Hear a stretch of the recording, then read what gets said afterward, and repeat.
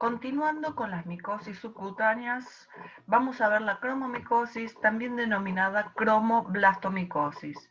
Esta es una infección que tiene de evolución crónica, también relacionada con personas que viven en áreas rurales. También al ser una micosis subcutánea, la vía de infección es por implantación traumática de hongos que viven en el suelo o en los vegetales. Esta es una forma crónica. La lesión característica en la cromomicosis, estas son lesiones vegetantes de aspecto verrugoso y da el aspecto de coliflor. Aunque existen, por ejemplo, estas variantes en la forma inicial, sobre todo, en donde no podríamos distinguir esta lesión de una lesión de psoriasis, por ejemplo, o una dermatofitosis. Entonces, es muy importante el diagnóstico micológico para poder llegar al identificar, al diagnóstico definitivo de estas enfermedades.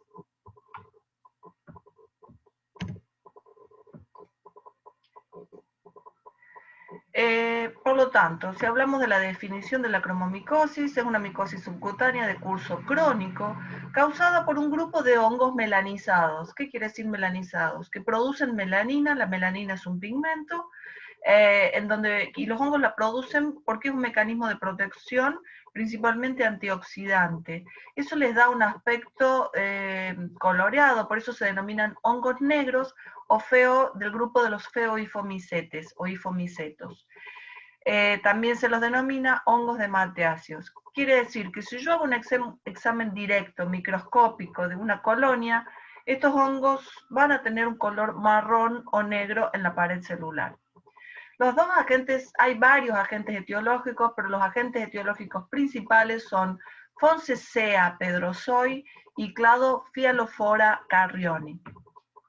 Se caracteriza por la formación de nódulos de aspecto verrugosos, generalmente en los miembros inferiores, porque hay más chance de que se produzca la infección en este sitio por inoculación traumática con vegetales en las zonas rurales. Tiene una evolución crónica y puede haber nódulos que se transforman en verrugosidades y atrofia del tejido subcutáneo y cutáneo. Estos hongos se encuentran en la madera, en los vegetales, y vamos a ver que muchas de las localizaciones es en el pie por la costumbre de la gente de andar descalzas en estos sitios, en estas regiones geográficas. También son hongos dimórficos, en donde los hongos filamentosos son la forma natural del hongo que vamos a encontrar en el ambiente o cuando la cultivamos en medio de Saburó a 25 grados, pero cuando el hongo ingresa al hospedador, se va a transformar en levaduras, son levaduras tabicadas, que se denominan células fumagoides o cuerpos esclerotales. Acá tenemos una típica lesión verrugosa de cromomicosis, con hiperplasia del tejido cutáneo, con el típico aspecto de coliflor. Esta es una lesión también bien florida, fíjense como el aspecto en algunos sitios como puntitos negros, ¿sí? Probablemente es allí donde tenemos que tratar de sacar este material con bisturí, y podemos hacer un examen directo con hidróxido de potasio para tratar de ver las células fumagoides, o en una biopsia tenida con hematoxilina y eosina también vamos a ver las células fumagoides. Y también, por supuesto, cultivar el material de la lesión. Observemos estas lesiones bien verrugosas y bien floridas de la cromomicosis. Entonces, las lesiones se inician como un nódulo pequeño y de ahí puede presentarse dos formas clínicas, la formación en placa y la tumoral nodular. La formación en placa son lesiones verrugosas bien limitadas con costras hemáticas en las superficies. En la forma nodular hay lesiones vegetantes exofíticas, es decir, hacia afuera y hiperqueratóxicas. Son formas clínicas que tienen una evolución lenta. Excepcionalmente, El hongo puede diseminarse por vía linfática o sanguínea y afectar los ganglios, pulmón y cerebro, pero eso es un evento muy infrecuente. Siempre son más frecuentes estas enfermedades en climas tropicales y subtropicales y sobre todo se va a presentar en trabajadores rurales. En general es una micosis de América Central y del norte de América del Sur, pero también hay casos en Asia, África y Australia. En Argentina, en las zonas, especialmente Misiones y Chaco, casos menos frecuentes en Tucumán y en Salta, y algún caso esporádico se ha reportado en la provincia de Buenos Aires. En Argentina, el agente etiológico más frecuente es Fonsacea pedrozoide. Estos agentes, como dijimos, son ifomicetes. Fíjense en ustedes cómo son coloreados, ¿sí? Hongos negros se los llama, y se presenta la fase filamentosa y la levadura en el hospedador. Esta fase filamentosa tiene una amplia variedad de conidios y de acuerdo a la disposición de estos conidios, a los elementos de fructificación, se va a hacer la identificación en el laboratorio. Los agentes etiológicos entonces son Fonsacea pedrozoide, Fonsacea compacta, Fialofora verrucosa, Cladofialofora carrioni y Rhinocladiella aquaspersa. Estos son los principales, no quiere decir que no haya otros hongos de mateáceos que puedan causar cromomicosis. ¿Y dónde van a estar estos hongos? En los vegetales en descomposición, en la madera en putrefacción y en el humus de los bosques. ¿Cómo hacemos el diagnóstico? De nuevo, como la mayoría de las micosis, lo que vamos a hacer es un examen directo de la lesión, que puede ser con hidróxido de potasio o histopatología de la biopsia, que también es un examen directo, y vamos a hacer el cultivo para aislar el agente etiológico e identificarlo al microscopio. Fíjense acá cómo se toma el material de la lesión de una costra, se la toma con bisturí, y se va a poner esto con hidróxido de potasio, un pedacito de este material, entreporta y cubre objeto con una gota de hidróxido de potasio al 40%, luego paso ese porta objetos sobre la llama del mechero para darle calor, espero que se desprendan unas burbujas y lo dejo en la mesada.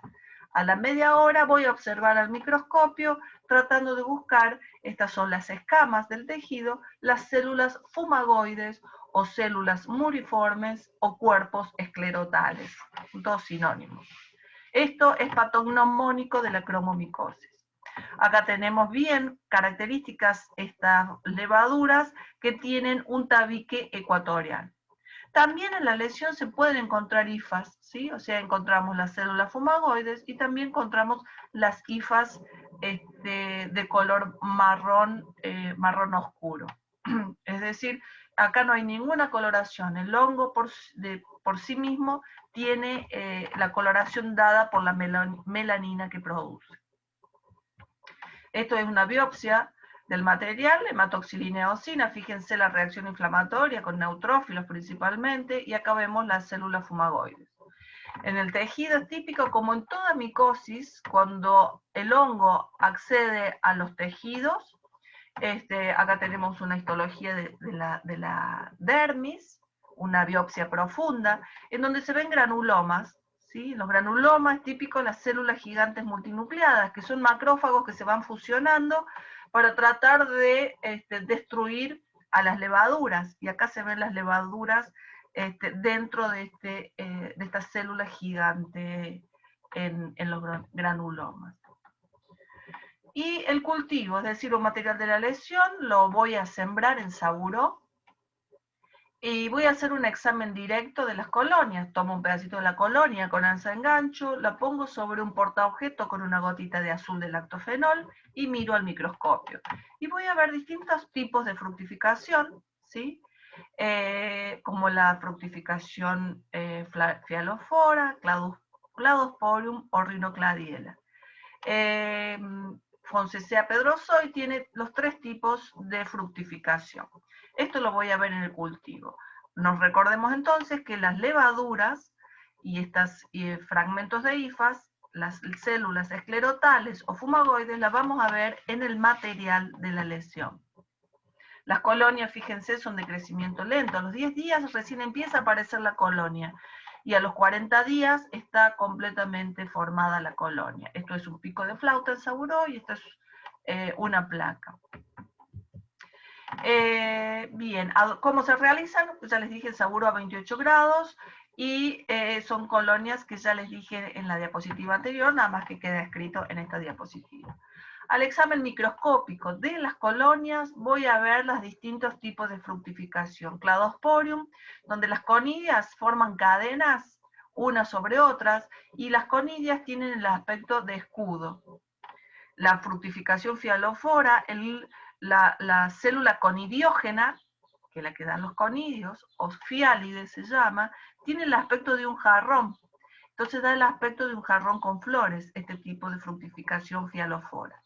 Mientras que la fructificación rinocladiela, vamos a ver, al final del conidióforo aparecen en forma alterna las conidias, similar al aspecto de un cacho de banana.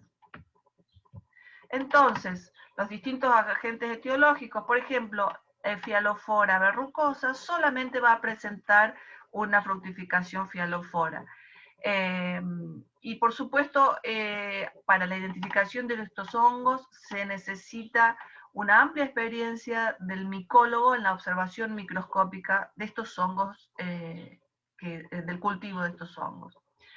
Fonsacea pedrosoi tiene principalmente la fructificación rinocladiela, que vemos acá, pero también puede tener una fructificación cladosporium y una fructificación tipo fialófora.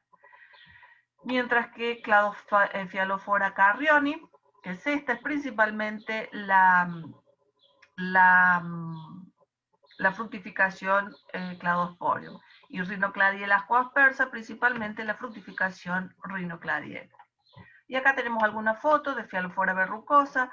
Fíjense el aspecto de jarrón que tiene el conidióforo con las conidias. Acá tenemos Fonsacea pedrosoi. Acá vemos la fructificación de tipo cladosporium, con las microconidias a ambos lados, y el aspecto de escudo de algunas de las conidias. Y acá tenemos rinocladiela, la típica fructificación rinocladiela en Rinocladiela aquaspersa. Entonces, los agentes etiológicos de cromomicosis son hongos negros de matiáceos o feoifomicetes, en donde la fase parasitaria la vamos a ver en los tejidos infectados, son células o cuerpos esclerotales de color marrón con tabiques ecuatoriales. Se multiplican por tabicamiento. En la fase ambiental es, por ejemplo, en el suelo o a 25 grados en cultivos de Saburó o Sapec. Sapec es un medio que favorece la fructificación de los hongos. Se va a ver el crecimiento filamentoso del hongo con una rica fructificación asexuada que nos va a permitir identificar, que ya la hemos visto con tres tipos: fructificación fialófora, rinocladiela y cladosporium. El tratamiento son micosis bastante resistentes al tratamiento. En casos localizados al principio se puede hacer cirugía o criocirugía, es decir, congelando rápidamente las lesiones para destruirlas. El tratamiento con antifúngicos, con itraconazol, 5-fluorocitosina que daña el DNA de los hongos, y anfotericina B, y muchas veces hay que combinar estos medicamentos.